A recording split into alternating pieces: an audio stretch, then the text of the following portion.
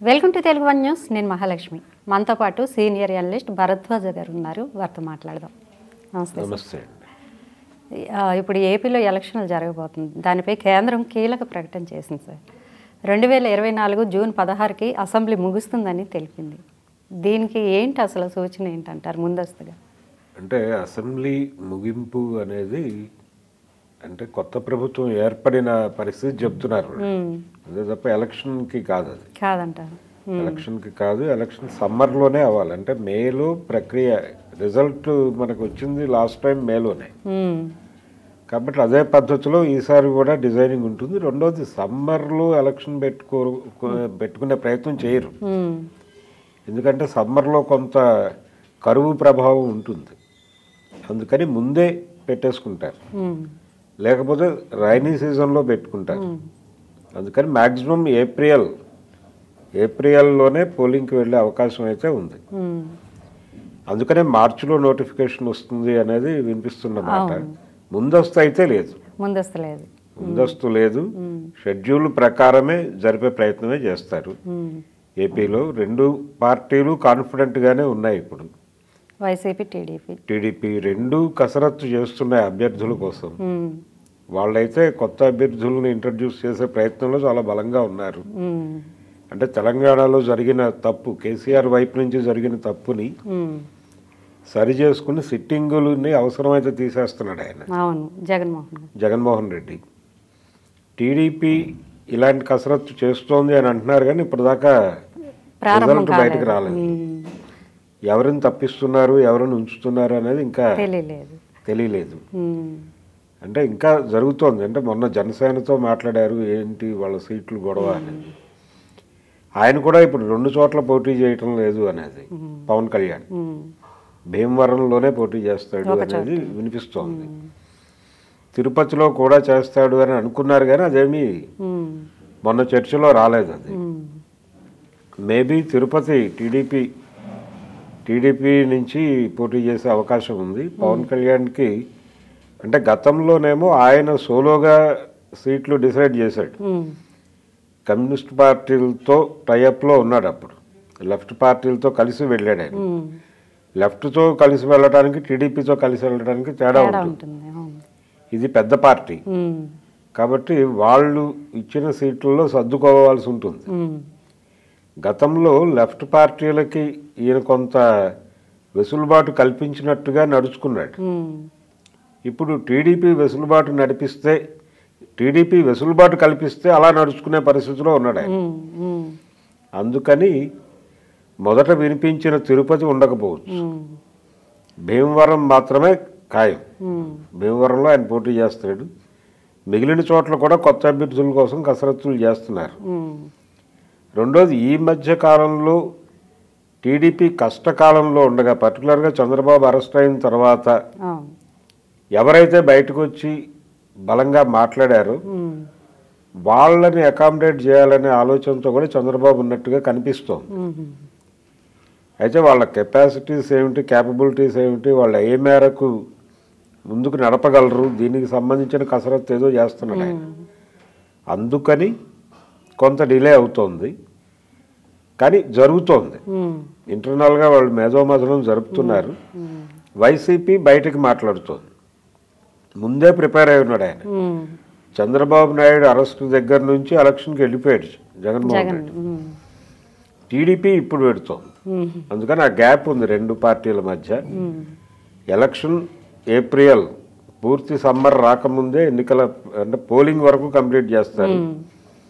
Result అంటే పార్లమెంటుతో పాటు జరుగుతాయి ఎన్నికలు. పార్లమెంటరీ ఎన్నికలు, జాతీయ రాజకీయాల తాలూకా ప్రభావం కూడా ఈ ఎన్నికల మీద పడే అవకాశం ఉంది.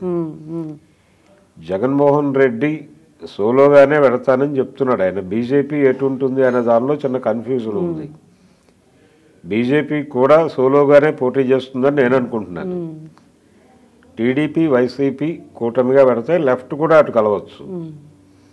లెఫ్ట్, టీడీపీ అలాగే జనసేన అంతవరకు ఒక కూటమి. వైసీపీ విడిగా, బీజేపీ విడిగా పోటీ చేసే అవకాశం ఉంది. వైసీపీతో కలిసి పోటీ చేయదు, కానీ వైసీపీ గెలుపుకి దోహదపడేలాగా బీజేపీ నడక ఉంటుందేమో చూడాలి. అలాగే సార్ 2014లో నరేంద్ర మోడీ సభలో చంద్రబాబు పవన్ కళ్యాణ్ ఒకే వేదికపై కనిపించారు. 10 ఏళ్ల తర్వాత యువగలం విజయోత్సవ సభలో ఒకే వేదికపై కనిపించారు చంద్రబాబు పవన్ కళ్యాణ్. 2014 రిజల్ట్స్ వస్తాయి అనుకోవచ్చు అంటారా? అంటే అప్పుడు బీజేపీ కూడా ఉంది వీళ్ళతో పాటు. ఈసారి బీజేపీ ఉండే అవకాశాలు పెద్దగా కనిపించడం లేదు. ఏ కారణం చేతో వాళ్ళు చంద్రబాబుతో నేరుగా కలవటానికి అంత సుముఖత చూపిస్తున్నట్టుగా లేదు వాతావరణం. తెలుగుదేశం పట్ల బీజేపీ సానుకూలంగా ఉందని వైసీపీ ప్రచారం చేస్తోంది, కానీ అదేం కనిపించదు, విజిబుల్గా లేదు అది. అంటే బీజేపీ చాలా లెక్కలేసుకుని రంగంలోకి దిగుతోంది. రెండోది, ఈ మధ్యకాలంలో వాళ్ళకు ఒక విషయం అర్థమైపోయింది. ఏపీ నుంచి ఎవరు గెలిచిన టీడీపీ ఎంపీలు అలాగే వైసీపీ ఎంపీలు కూడా అక్కడ లోక్సభలో బీజేపీ ఎవరిని ప్రధాని అభ్యర్థిగా ప్రకటిస్తే వారి వెనకాల చేతులెత్తుతారు అనే నమ్మకం అయితే ఉంది వాళ్ళకి. ఇక్కడ కూడా అదే పరిస్థితి. తెలంగాణలో కూడా బీఆర్ఎస్ తరఫున ఎవరైనా ఎంపీలు గెలిస్తే వాళ్ళు తనకు అనుకూలంగా చేతులెత్తుతారనేటువంటి కాన్ఫిడెన్స్ బీజేపీకి ఉంది. అలాగే ఈసారి బీజేపీ ఎంపీల సంఖ్య పెరిగే అవకాశం కూడా ఉంది ఇక్కడ తెలంగాణలో. ఏపీలో ఆ పరిస్థితి లేదు. టోటల్గా వైసీపీ టీడీపీల మీద ఆధారపడాలి. రెండోది, నార్త్ బెల్ట్లో వాళ్ళు కాంగ్రెస్ని డామినేట్ చేసే వాతావరణం అయితే కనిపిస్తోంది. మొన్నటి అసెంబ్లీ ఎన్నికలని చూసినా మనకు అర్థమవుతుంది. హైదరాబాద్లో మన బీఆర్ఎస్కి అనుకూలంగా పడిన తెలంగాణేతర ఓటర్ల ఓట్లన్నీ కూడా ఈసారి బీజేపీకి ఎక్కువ టర్న్ అయ్యే అవకాశం ఉంది. కాబట్టి అర్బన్ ఏరియాలో ఈసారి బీజేపీ అంటే హైదరాబాద్లో ఎంపీ సీట్లు 2-3 కొట్టే అవకాశం అయితే కనిపిస్తుంది.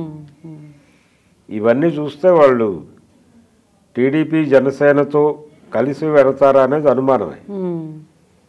అందుకని మీరు అన్నట్టు అప్పటి రిజల్ట్ రిపీట్ అవుతుందా లేదా అనే దానిలో చూడాలి ఏం జరుగుతుందని. యుద్ధం అయితే హోరాహోరీ ఉంది.